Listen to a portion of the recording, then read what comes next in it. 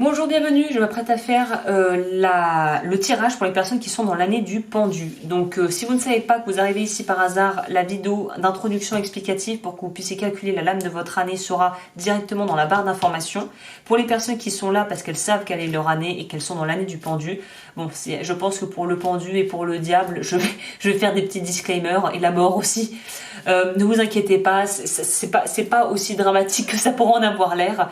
Donc on va voir ce que l'année vous réserve du coup pour voir un petit peu en quoi cette énergie du pendu va vous suivre et peut-être vous accompagner vers une évolution.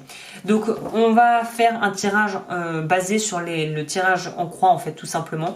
En haut, ça sera votre état d'esprit. Ici, ça sera votre travail, votre vie matérielle si vous n'avez pas actuellement d'emploi, la vie relationnelle, la vie sentimentale et je finirai par un conseil.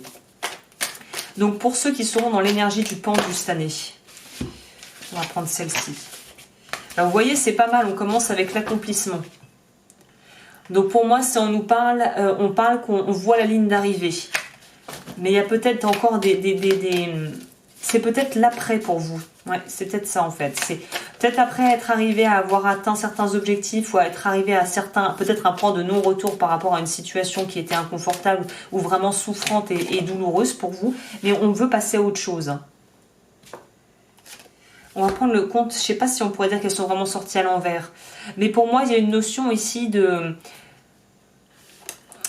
Il y a une notion ici de vouloir trop se focaliser sur l'extérieur pour essayer d'occulter le fait qu'il faut en fait aller dans une forme d'introspection et d'intériorité, ce qui rejoint tout à fait d'ailleurs l'énergie du pendu qui... Par l'iconographie du pendu dans le tarot, on voit c'est un personnage avec les pieds, un pied ligoté généralement, et qui a les mains et la tête avec une espèce d'auréole, comme si c'était un saint ou qu'il avait une illumination.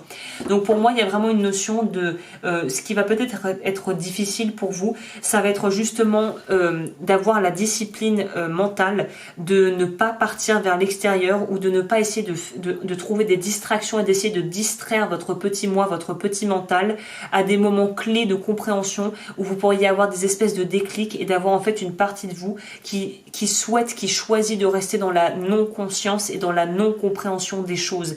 Vous allez un peu devoir lutter avec un espèce de petit j'ai envie de dire, c'est pas le petit singe, mais c'est un petit peu comme dans... Oui, vous savez, qu'est-ce que je peux vous donner comme exemple? Bon, je pense que tout le monde a vu Aladdin de Disney, le premier évidemment. C'est Abu, le petit singe. Vous allez avoir tendance, Abu va être cette partie de vous, le mental, qui ne veut pas évoluer et qui veut garder une espèce de sécurité et qui veut garder les pouvoirs de contrôler votre vie, en gros. Cette partie de vous, un peu immature et infantile, va avoir tendance à essayer de vous distraire. Dès que vous allez commencer à aller vers le chemin de prise de conscience, de vouloir débloquer des choses, de pouvoir améliorer des relations peut-être qui étaient un peu tendues ou conflictuelles, vous allez avoir Abu qui va essayer de courir pour vous distraire. Là, il va falloir avoir la clarté mentale pour justement voir quand est-ce que vous êtes en train de vous embarquer dans le mental et de suivre Abu dans ses aventures, alors que non, vous êtes ici, là, maintenant, et il faut rester ancré dans le présent maintenant pour pouvoir avoir les infos que vous allez avoir besoin d'avoir. C'est en anglais malheureusement. Si vous voulez aller voir, je crois qu'il y a des choses qui sont traduites en français. Vous pouvez taper Mooji, M-O-O-J-I, Baba, plus loin, B-A-B-A, français, tapez sur YouTube. Mooji Baba m'a sauvé la vie, moi. Et il parle extensivement du petit mental et du fait de devoir se positionner en tant qu'observateur et de ne pas rentrer, comme dans un jeu vidéo ou dans un cinéma, de ne pas rentrer dans le film que votre mental va vous proposer. Il va falloir apprendre à développer cette qualité d'observation et de non-engagement et de non-réaction face à des gens ou à des situations ou à des ressentis, des émotions en vous qui vont vous pousser comme un peu de manière presque automatique à vouloir rentrer dans une façon d'agir et dans une émotion. Par exemple, si vous conduisez, vous êtes de nature très calme mais en voiture, vous savez pas pourquoi, vous devenez très colérique et insupportable. Et là, il va falloir justement ne pas rentrer dans les pulsions primaires de vouloir klaxonner et traiter de con ou de connasse toutes les personnes qui pourraient vous faire des choses pas forcément agréables sur la route. Donc attention, je vous dis pas non plus je vous dis pas de vous mettre en danger ou de renfrogner votre colère ou de... Non, c'est de pouvoir voir en quoi Qu'est-ce qui vous énerve vraiment en fait dans ce que vous êtes en train de vivre, si on prend cet exemple, et surtout comment vous pouvez transformer cette colère déjà pour la reconnaître, l'accueillir et ensuite la transformer pour en faire quelque chose qui justement va être beaucoup plus porteur, que ça puisse être soit un carburant, soit que vous puissiez transformer ça en autre chose. J'ai pris un exemple un peu bidon, mais vous me remettez dans le contexte. C'est-à-dire que là, il y a une notion vraiment de devoir transmuter presque comme un alchimiste ce que vous vivez et ce que vous ressentez pour sortir du mode pilote automatique. Vous, c'est vraiment une année, il faut sortir du pilote automatique. Enfin, j'espère que c'est clair ce que je vous raconte. Moji Baba explique ça mieux que moi, mais c'est vraiment cette notion de prendre conscience que vous n'êtes pas ce que vous pensez, vous n'êtes pas le mental, vous n'êtes pas ça, vous êtes la conscience qui observe, vous êtes l'observateur de ce que le mental fait défiler dans votre tête et de ce qui vous fait penser.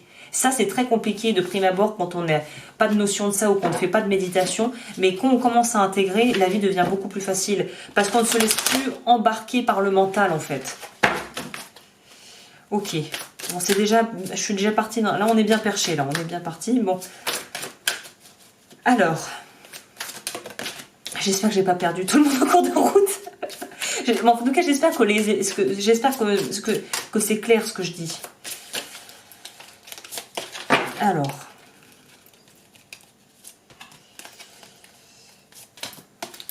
ensuite, je l'ai mis à l'endroit, oui c'est bon. Ensuite, au niveau de votre vie relationnelle, oh là là.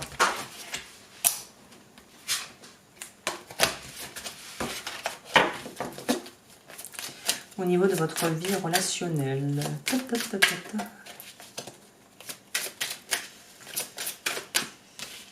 Et d'ailleurs, un très bon moyen, bah oui, je rebondis sur ça, mais la méditation peut être une très bonne façon justement de pouvoir commencer à mieux apprivoiser et appréhender un mental trop musclé, on pourrait dire. Et la méditation, c'est pas être les doigts de pied en éventail et rester assis pendant 5 heures. Hein. On peut être en méditation en lavant sa vaisselle. Tout est une question de positionnement intellectuel et au niveau même de l'énergie, de où vous mettez votre attention. Où va l'attention? Alors, en dos deck, on a l'idée de nouveaux commencements, de choses qui vont démarrer, de nouvelles choses. Pour moi, c'est une nouvelle version de vous-même qui est en train d'émerger cette année. Dans votre vie pro... Alors vous, clairement, il faut mettre les bouchées doubles. Ça parlera pas à tout le monde, évidemment, mais pour les personnes qui sont à leur compte ou qui veulent lancer un projet et qui procrastinent, qui est d'ailleurs la procrastination étant une forme d'auto-sabotage, hein, si vous êtes en phase de pouvoir concrétiser des choses ou que vous avez déjà mis en place ce qu'il faut pour pouvoir le faire et qu'il reste plus qu'à peaufiner les détails, on vous dit cette année, il est temps de mettre les bouchées doubles. Il faut appuyer sur l'accélérateur. Vous n'avez plus besoin d'attendre. Il est temps de sortir d'une forme d'attente, peut-être de vous en remettre trop aux autres, de trop dépendre d'un partenaire de travail ou de collègues de bureau. Là, on vous dit, c'est pas dans l'idée de faire cavalier seul, mais c'est l'idée de vous dire, si je peux être aidé, tant mieux. Si l'aide ne vient pas à la mesure que j'aurais espéré, je peux quand même en sortir par moi-même avec mes propres moyens. Vous avez besoin en fait de vous développer. Pour moi, il y a une idée de devoir en finir avec des choses qui sont encore en stand-by et aussi de pouvoir développer des capacités et des compétences. Donc je pourrais vous dire que c'est une bonne année, j'ai l'impression, pour vraiment aller découvrir de nouveaux horizons, vous tenter et peut-être prendre plus de risques dans certaines disciplines que vous pourriez pratiquer, ou en tout cas il y a une notion ici de, c'est pas prendre des risques inconsidérés évidemment, mais c'est une position beaucoup plus décisionnaire et volontariste pour vous. Vous pouvez vous permettre de vraiment appuyer sur la pédale d'accélérateur ici, hein. Parce qu'on voit que vous allez avoir tendance à vouloir végéter, mais c'est par peur en fait de l'inconnu plus qu'autre chose, hein. Ok, au niveau de votre vie relationnelle, je vais quand même en prendre une, ça m'intéresse. On va quand même boucler pour pas que je vous laisse sur le monde qui veut tout dire et rien dire à la fois.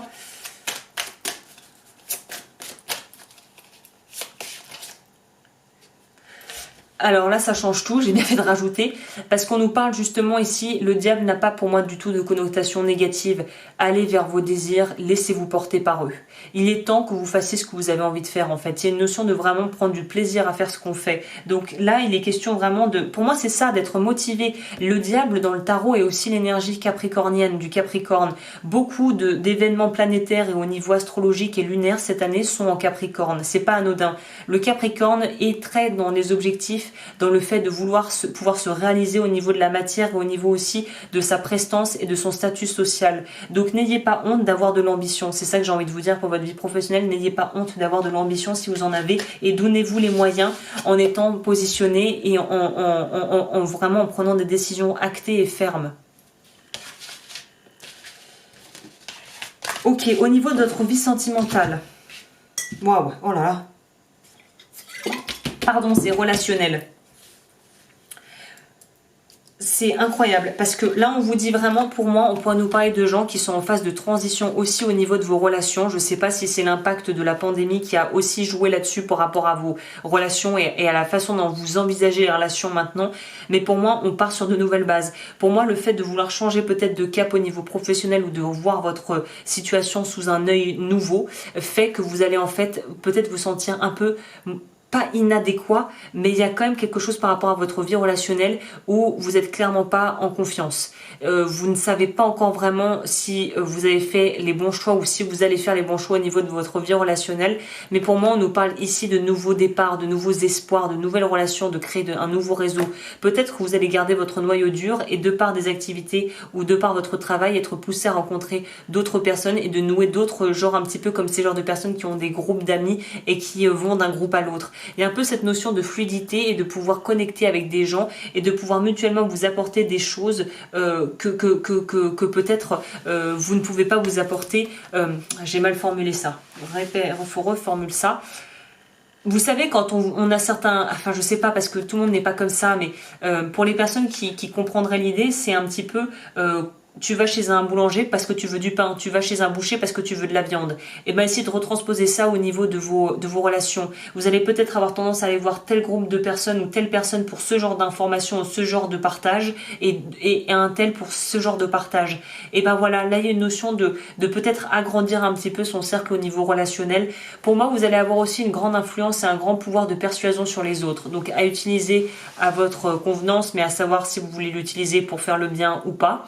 Mais en tout cas, je pense que vous allez avoir une grande puissance d'action et une espèce d'aura, une espèce de charisme qui va être très justement très efficace hein, en fait.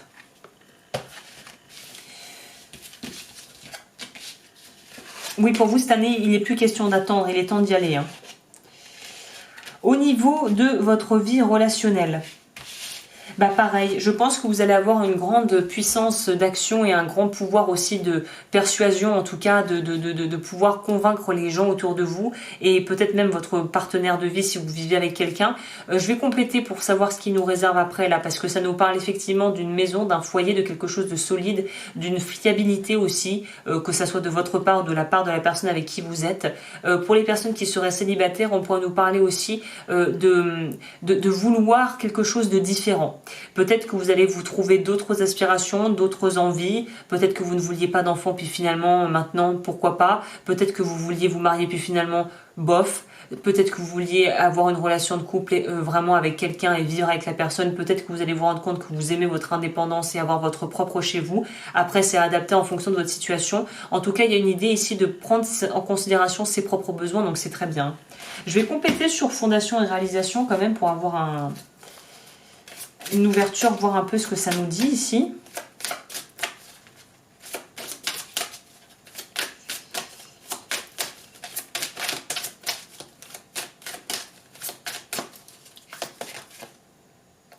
Conflit, défaite.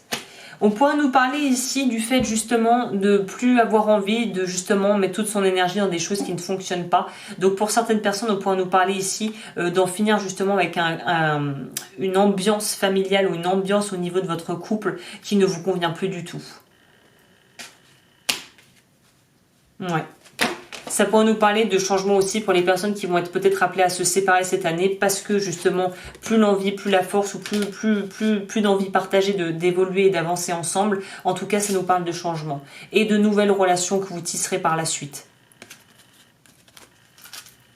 Il y a aussi une emphase, j'ai l'impression, ce qui est prévalent chez vous, c'est l'humain, le relationnel. Donc peut-être que même certaines personnes qui sont pas en couple ou qui seront peut-être appelées à se séparer vont vouloir privilégier leur groupe d'amis, leur vie relationnelle que la vie purement sentimentale, quoi. Au niveau de ça, qu'est-ce que ça nous dit ?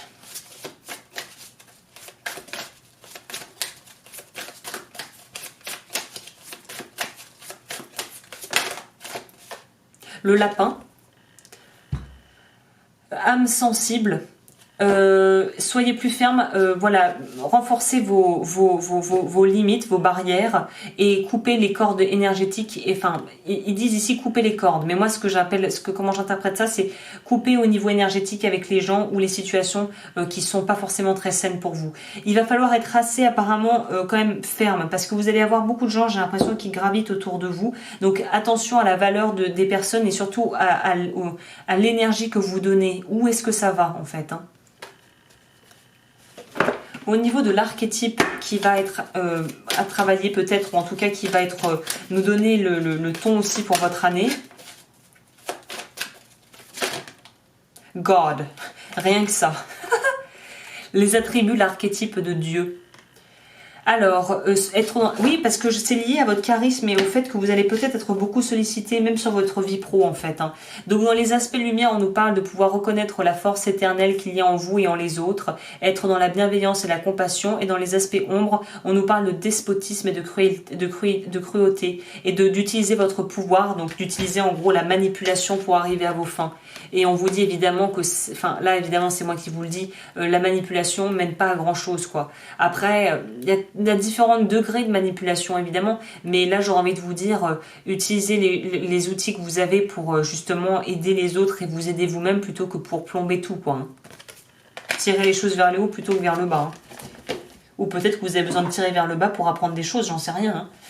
Au niveau des vœux que vous auriez pu faire ou qu'il faudrait travailler pour les vœux karmiques, j'ai une vidéo explicative si vous n'avez absolument aucune idée de ce que c'est et que ça vous intéresse. Moi, j'aurais envie de nous parler de vœux de pauvreté. Vœux de pauvreté, j'ai envie de dire, et je sais pas pourquoi, ouais, vœux de pauvreté et peut-être obéissance. Ah bah là, on nous parle de... troisième œil, c'est souffrance. Ah, voilà. Et c'est ce que je vous disais, le vœu de pauvreté en dos de deck. Oui.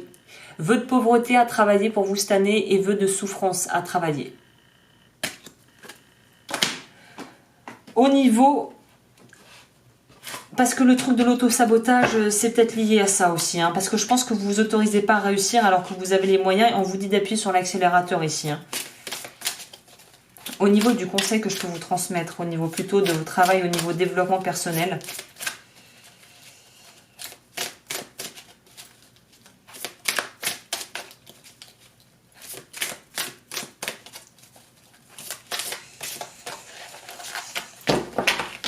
Je vais peut-être aller le chercher, la carte.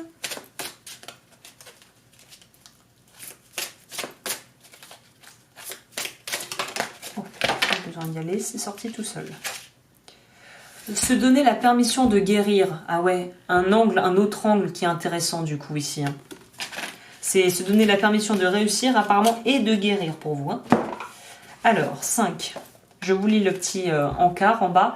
La permission représente la partie féminine du processus de guérison. Vous donner la permission de guérir vous permettra d'ouvrir en confiance le passage à votre inconscient.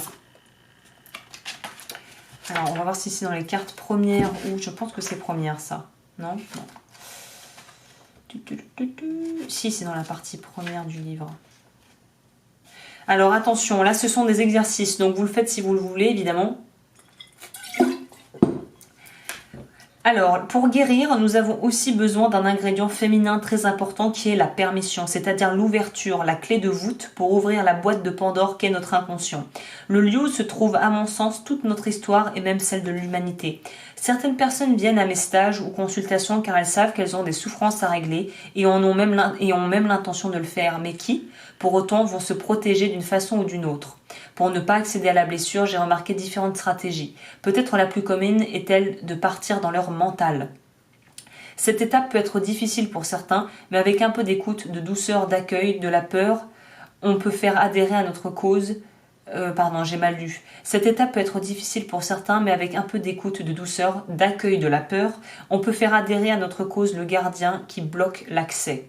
Donc là, ce qu'elle vous recommande, ce qu'elle vous préconise, si vous souhaitez le faire, petit 1, installez-vous confortablement, respirez 3 fois lentement et ressentez à quel point vous avez l'intention de vous guérir. Vous avez pris cette décision. Petit 2, désormais, il va falloir vous donner la permission d'accéder à vos blessures, croyances et peurs. Petit 3, complétez la phrase ci-après et répétez-la plusieurs fois. Je me donne la permission d'accéder à 3 petits points et là vous remplissez avec ce que vous avez envie.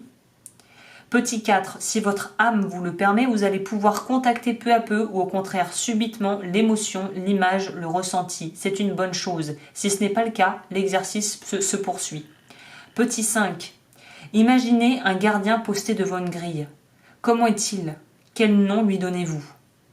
Petit 6, avec douceur et respect, dialoguez avec lui, remerciez-le pour son formidable travail.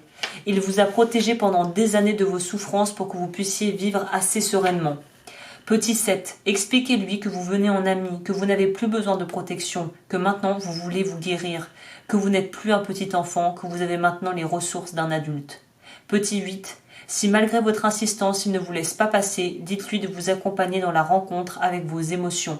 Généralement cela fonctionne, ou réessayez un autre moment. On n'essaie pas d'y accéder en force, on l'apprivoise car lui faire violence, c'est nous violenter. À l'image d'un petit enfant, entre parenthèses elle a mis enfant intérieur, il est blessé, il a peur et il ne veut pas qu'on touche à sa blessure. La douceur est nécessaire dans de telles situations, ainsi qu'un peu de patience et de fermeté souple.